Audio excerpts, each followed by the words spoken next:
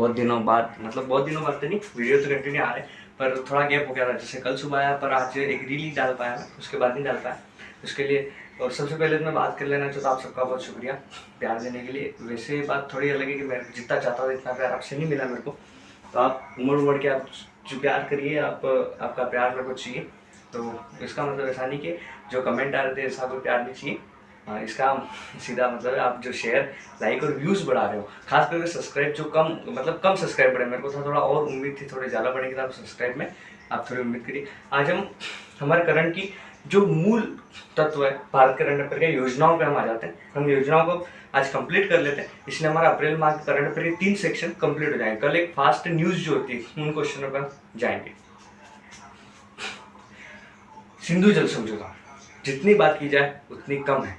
इसको ऐसा मानिए कि मैं अगर 10 घंटे का वीडियो बनाऊँ लाइव, एक काम कर सकते हैं अपने इसके ऊपर अपने एक लाइव सेशन कर सकते हैं, वो भी अपने कर सकते हैं। देखते हैं अगर वो बनता है तो करेंगे।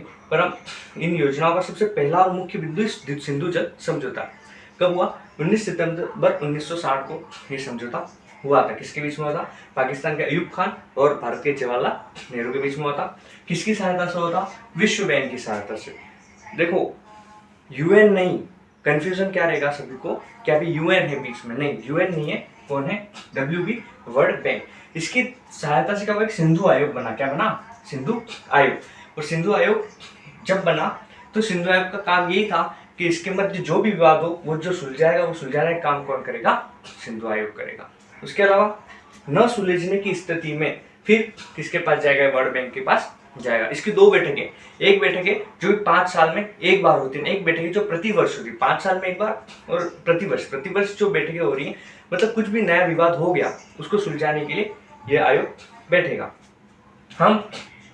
मैंने पहले ही बताया आपको कि आप सिंधु आयोग में जितना हम जाएंगे उतना कम है, इसलिए हम इन नदियों की ज्योग्राफी को थोड़ा कम समझ के हमको क्या इससे लेना वो हमको देखना। पहली चीज 19 सितंबर 1960। दूसरी चीज कौन है? विश्व बैंक है। रद्द कब होता है? अप्रैल 2025 में डेट एकदम एग्जैक्ट डाल दूंगा वीडियो उसके अंदर। दूसरा, प्रभाव क्या पड़ेगा? पाकिस्तान को इससे क्या तकलीफ हो रही है अगर ये जल समझौता? पहली बात, इनके 2 प्रोजेक्ट है, तरबेला और मंगला। वो दोनों प्रोजेक्ट क्या हो जाएगा? रद्द हो जाएगा। मतलब भाई पानी ही नहीं जाएगा वहां पे जितना उनको चाहिए, तो प्रोजेक्ट क्या हो जाएगा? रद्द हो जाएगा। और 93% सिंचाई इससे प्रभावित होगी। ये जो है वो आज का, मतलब ये और ये भाग कौन सा है? आज का। एक आज का जो प्रभाव पड़ेगा, और ये थोड़ी हिस्ट्री कि हिस्ट्री में क्या होता है, कब होता है ये समझौता। कभी भी सिंधु जल समझौता कभी रद्द नहीं हुआ, पहली बार रद्द होता है। कब रद्द हुआ? अप्रैल 2025 के अंदर। अब हम कुछ चीजें देखते हैं। फर्स्ट चीज हम देखते हैं कि ये समझौता है। देखो, मैंने रील्स में भी ये बात बोली है, पर मैं एक बार वापस समझाता हूँ आपको, अब वापस ढंग से और ध्यान से समझ रहा। 5 नदियां हैं, आप इस मैप में देख सकते हो। जो 5 और 6 नदियां, आप 5 और 6 यूं मानो, क्योंकि 5 नीचे की और सिंधु प्रमुख, मतलब 6। तो सबसे जो ऊपर नदी है वो सिंधु, फिर झेलम, चिनाब, रावी, व्यास और सतलज। ये 6 नदियों का एक सिस्टम है। सबसे ऊपर सिंधु नदी निकल जाती है। इसके ऊपर एक प्रसिद्ध बांध है, नींबू बाजको आल्जो बांध करके एक फेमस बांध, एक ही बांध है पूरी नदी के ऊपर, उसके अलावा कोई बांध नहीं। उसके नीचे झेलम, चिनाब, रावी, व्यास ने सतलज। सिंधु सीधे चली जाती है पाकिस्तान में, और मिथनकोट तक आप लाके आप उसको रोक दो। फिर झेलम, चिनाब ने रावी, मैंने उस दिन बताया तो झेलम, चिनाब ने रावी, चिनाब आ गई, झेलम भी चिनाब में मिल गई, और रावी भी किसमें मिल गई? चिनाब में मिल गई। देखो आप मैप में ध्यान से उस नदियों को देखो, सिस्टम को, ठीक है। उसके बाद रावी, व्यास और सतलज, ये 3 नदियों का व्यास और सतलज का नीचे का सिस्टम है। तो क्या होता है, सतलज आगे बढ़ी और व्यास में मिल गई। अब क्या होता है, मिथनकोट के थोड़े से पहले ही, आप इस मैप में ध्यान से देखना, मिथनकोट से हल्के से पहले ये सारी नदियां कहाँ मिल जा रही? सतलज में, और सतलज जाके मिथनकोट में जाके मिल जाती किससे? सिंधु से। तो ये नदियों का सिस्टम बनता है। तो इन नदियों के सिस्टम को 2 भागों में बांटा गया। एक नदी के सिस्टम पश्चिम भाग की नदियां, मतलब जो पाकिस्तान को देंगे वो, एक जो अपनी नदियां, मतलब पूर्वी भाग की जो नदियां होंगी। तो पश्चिम भाग की नदियां 3 है, सिंधु, झेलम, चिनाब, और पूर्वी भाग की नदियां रावी, व्यास और सतलज। इन नदियों का अधिकार किस रूप से, कैसे? पश्चिमी नदियां पाकिस्तान को देनी है, तो जो पश्चिम नदियां पाकिस्तान को दे रहे हैं उसका 80% भाग तो उसको हमको देना ही देना है, और 20% भाग किसका? हमारा। अब ध्यान से इस चीज को समझना है कि उस 20% भाग में हम क्या कर सकते हैं। उस 20% भाग से हम केवल सिंचाई कर सकते हैं और थोड़ी बहुत विद्युत बना सकते हैं, क्योंकि अपने को पानी तुरंत उसको देना, अपने को पानी हम रोक नहीं सकते। यहाँ पे कौन से बांध बनते हैं? रन ऑफ बांध। रन ऑफ बांध क्या होते हैं कि वे बांध जिसके अंदर स्टॉप नहीं है, देखो नाम से स्पष्ट है, रन ऑफ चला जा, रुक जा नहीं, तू यहाँ से चला जा, जैसे हमने कमेंट में बोला है बहुत सारे, तू यहाँ क्यों आया, तू यहाँ से चला जा, तो रन ऑफ बांध ये इस टाइप से। तो जो पश्चिम नदी है उस पर अधिकार 80-20 का, कि जो भारत है केवल 20% पानी यूज करता है, 80% पाकिस्तान यूज करता है। मिलियन के रूप में देखे तो 133 मिलियन यूज कौन कर रहा है, पाकिस्तान सीधे सीधे कर रहा है, ये उनका, ठीक है। 20% अपने करते हैं, पर केवल थोड़ी बहुत सिंचाई, इस पर नहर हम नहीं बना सकते क्योंकि पानी रोक नहीं सकते है ना, नहर से तो पानी क्या हो रहा है, हम किसी और जगह जा रहे नहीं, पूरा वहां चला गया इस। तो ये आपको समझ में आ गया। इसके ऊपर एक विवाद हुआ था, किशन गंगा नीलम नदी विवाद। भारत के अंदर एक नदी है किशन गंगा नदी, जो कि झेलम की क्या है, उप नदी है, मतलब झेलम की सहायक नदी।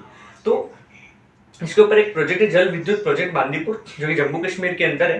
तो 2007 में पाकिस्तान ने विरोध किया कि ये किशन गंगा नदी नहीं, ये नीलम नदी, और इस पर आप बांध नहीं बना सकते, क्योंकि क्यों, क्योंकि ये सिंधु नदी तंत्र का भाग है। परंतु ये सब उसका फेक न्यूज था, क्योंकि आप खुद बात मानिए केवल 5 नदी की बात हुई, छठी नदी की बात नहीं हुई, तो भी वो उसमें ले गया था। तो ठीक है, अपने डिटेल्स की बात करें तो हेग में कोर्ट लिया कब, 2007 में, किशन गंगा नदी का विवाद है, ठीक है। तो आपको पश्चिमी नदियां एकदम से क्लियर होगी, वो 3 ऊपर की याद है। पश्चिमी नदियां कौन से पूछ सकता है एग्जाम में, यहाँ नहीं पूछेगा तो पटवार के अंदर भारत की ज्योग्राफी है, उसको ध्यान रखना। इन सभी नदियों को बनने वाले बांध भी याद रखना, मैं भी बता रहा हूँ। उसके बाद है पश्चिमी नदियां, सॉरी उसके बाद पूर्वी नदियां, उसका है 80 और 20, जिसका सीधा सीधा 33 मिलियन पानी कौन यूज कर रहा है, अपने कर रहा है, अपने पास इतना ही। और इसका यूज देखो, परिवहन भी कर सकते हैं, बिजली भी निर्माण कर सकते हैं, कृषि भी कर सकते हैं, नहरें भी कर सकते हैं। आप लोग खुद जान जाओ, इसमें 3 नदियां नीचे की आ रही, कौन कौन सी, रावी, व्यास, सतलज। सतलज पे प्रसिद्ध बांध है, रावी पे बांध है हमारे, रावी पे प्रोजेक्ट चल रहे हैं, सतलज से हमारे इंदिरा गांधी नहर परियोजना। तो मैं देखो इस चीज को और आपके ध्यान से समझा देता हूँ। सतलज पे भागड़ा नागल बांध, व्यास पे पोंगो पुंद बांध, और रावी पे रंजित सागर प्रोजेक्ट चल रहा। आप सतलज से ये भी जानते हो कि सतलज के अंदर हमने इंदिरा गांधी प्रोजेक्ट भी हमारा इसी नदी से, इसी बांध से स्टार्ट होता है। तो ये पूरा विवाद है। अब इस विवाद को वापस ध्यान समझना, आपको केवल 2 ही चीजें, 3-4 चीजें याद रखनी। पहला, 19 सितंबर 1960, अयूब खान, जवाहरलाल नेहरू कौन है, विश्व बैंक, यूएन नहीं। विवाद सिंधु आयोग करेगा, 1999 पर वर्ल्ड बैंक के पास जाएगा।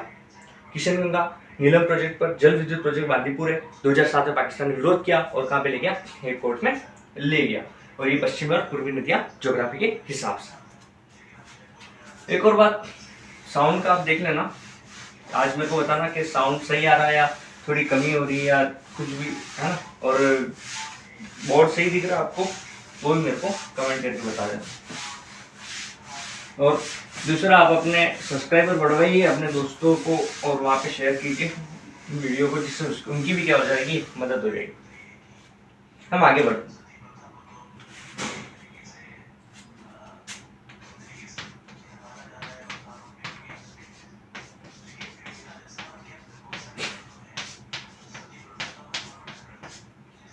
E5 E3 बुलेट ट्रेन नवीनतम नाम है। देखो, जापान हमारा एक मित्र देश है, हमको क्या कर रहा है, जापान ये ट्रेन दे रहा है पूरी बनाई हुई, वो भी कैसे, फ्री। हम अपने को 1 रुपया नहीं देना, फ्री की चीज कोई छोड़ता तो हम भी थोड़ी छोड़ेंगे। तो जापान अपने को फ्री में एक बुलेट ट्रेन दे रहा, बुलेट की क्या ट्रेन दे रहा, बुलेट ट्रेन दे रहा, जो कहाँ से कहाँ तक चलेगी, आपको इसका रूट याद रखना। अहमदाबाद कितना, 508 किलोमीटर लंबा कॉरिडोर है। आपको 2 चीजें याद रखनी, पहला, चल कहाँ से कहाँ तक रही है, अहमदाबाद और मुंबई, कौन दे रहा है, जापान दे रहा है। और ये जो सीरीज है, उस ट्रेन का सीरीज का नाम है शिकानसेन ट्रेन।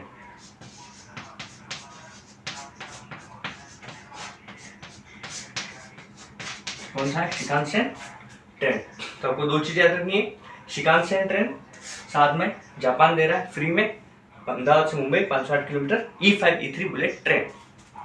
वापिस बोलिए मेरे साथ, E5 E3 bullet train, Ahmedabad Mumbai, Ahmedabad Mumbai. ऐसा लग रहा है जैसे रोडवेज की बस में बैठे हैं और सवारी भूला है, अहमदाबाद से मुंबई। हम आगे बढ़ते हैं हमारे तीसरे प्रश्न की ओर। आप सभी ने नाम सुना होगा,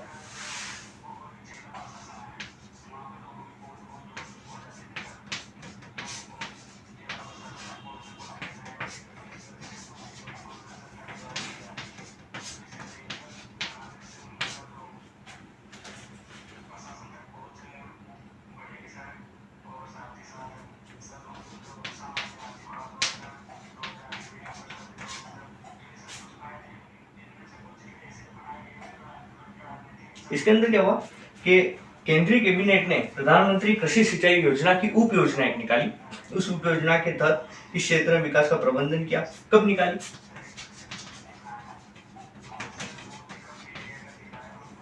काम क्या है? खेतों तक जल पहुंचाने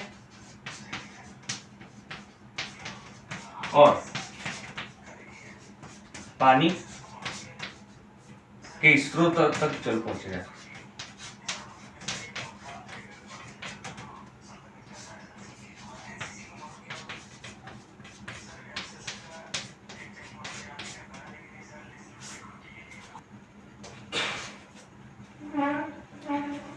क्या है कमान क्षेत्र विकास जल प्रबंधन? अप्रैल 2025 कैबिनेट की बैठक में क्या हुआ कि इस योजना के तहत दो काम है खेतों तक, एक तो जल सुगम पहुंच जाए और दूसरा पानी की स्रोत तक भी जल पहुंच जाए, जिससे क्या होगा पानी की स्रोत सूख नहीं जाए गर्मी के दिनों में। इसके तहत 1600 करोड़ की मंजूरी गवर्नमेंट ने दे दी। इसको आप ध्यान रखिए, इतना इंपॉर्टेंट क्वेश्चन नहीं पर याद रखना कि कमान क्षेत्र विकास जल प्रबंधन 1600 करोड़ रुपए तक, इंपॉर्टेंट नहीं पर तो आप ध्यान रखें। आपने नाम सुना हो सिपरी?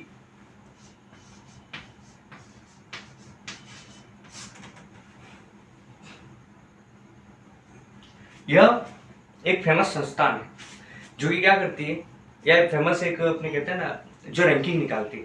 तो ये रैंकिंग निकालती है, ये बता दी कि किस देश ने अपनी सैन्य व्यवस्था पे, अपनी सुरक्षा पे कितना खर्चा किया।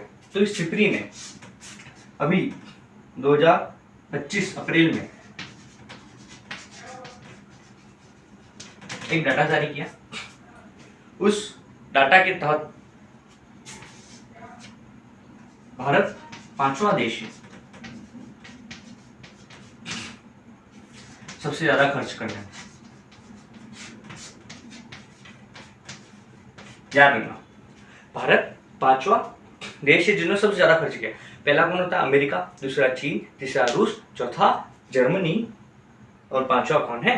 भारत है। किस मामले में ये शीर्ष देश जिन्होंने वैश्विक खर्च में हिस्सेदारी रखी? तो भारत 5वें नंबर का देश है जिसने सैन्य अपने खर्चे, जैसे राफेल लेना हो गया, उसके अलावा रॉकेट हो गया, सैनिकों पे जो खर्चा होता है उसके तहत 5वां बड़ा देश है जिसने सबसे ज्यादा खर्चा किया। अगर हम बात करें खर्च बढ़ने की बात करें तो देखिए आप सब जानते हो रूस है ही आगे ही है। तो रूस जो है वही खर्चा सबसे आगे करेगा। क्यों? क्योंकि अभी युद्ध में तो सर्वाधिक खर्चा किसने किया? रशिया। मतलब खर्च बढ़ने गेन अप, जो प्रतिशत गेन अप हुआ वो सर्वाधिक किसने किया? रूस ने किया। तो आप याद रखना, देखो कुछ डाटा नहीं याद रखना, डाटा ऐसे याद आपको होंगे भी नहीं। सिपरी नामक एक संस्था जिसने 2025 अप्रैल के अंदर एक डाटा निकाला। डाटा में क्या था कि सैनिकों पे जो खर्च हो रहा है, सैन्य खर्च हो रहा है, उसके तहत सर्वाधिक कौन सा देश है जो खर्च कर रहा है? तो उसमें कौन सा देश था? 5वां देश जो सबसे बड़ा कौन है? भारत है। उससे छोटे देश की बात, उसके हम क्रम की बात करें तो अमेरिका, चीन, रूस, जर्मनी और 5वें नंबर का भारत। क्लास करने की सोच रहे हैं, आप बताना लाइव करनी चाहिए नहीं करनी चाहिए और किस टॉपिक पे लाइव करें, क्योंकि करंट पे लाइव तो नहीं हो सकती। ठीक है, अब हम अगला पढ़ते हैं, ध्यान से देखिएगा। ये भी बड़ा देखिए है क्या, मेमोरी ऑफ द रजिस्टर किसके द्वारा है? यूनेस्को द्वारा। ये क्या करती है? विश्व के अंदर अलग अलग जगहों पे जाके वहां से कलेक्ट करती है कौन सी बुक ऐसी कोई फेमस है, कौन सी बुक प्रसिद्ध, कोई धार्मिक ग्रंथ है। तो उसने यूनेस्को ने भारत की कितनी 14 पुस्तकें ऐसी जिसको इसमें शामिल रखा। 2024 के अंदर भी उन्होंने कुछ पुस्तकें शामिल की थी। वो अभी क्या न्यूज है वो ध्यान रखना कि 2025 के अंदर 2 किताबें भगवत गीता और नाट्य शास्त्र को शामिल कर दिया, बराबर। उसके अंदर कितनी पुस्तकें? 14 हो गई। उससे पूर्व रामचरितमानस, पंचतंत्र, सहृदय लोक को भी उन्होंने शामिल किया। वापिस मेरे साथ दोहराइए, यूनेस्को 14 पुस्तकें भारत की शामिल है। वर्तमान में भगवत गीता, नाट्य शास्त्र शामिल, उसके अलावा रामचरितमानस, सहृदय लोक में पंचतंत्र 2024 में शामिल, और अन्य जो मैं आपको बता रहा हूँ याद रखना, हो सकता है वो 4 ऑप्शन दे दे, ऋग्वेद, पांडुलिपि, अभिनव, गुप्त, इन तीनों को इसमें शामिल किया गया। तो कितने हो गए थे वो? 14 में से हम 2, 3, 2, 5 और 6, 7, 8 पुस्तकें हमारे यहाँ पे बनी हुई है।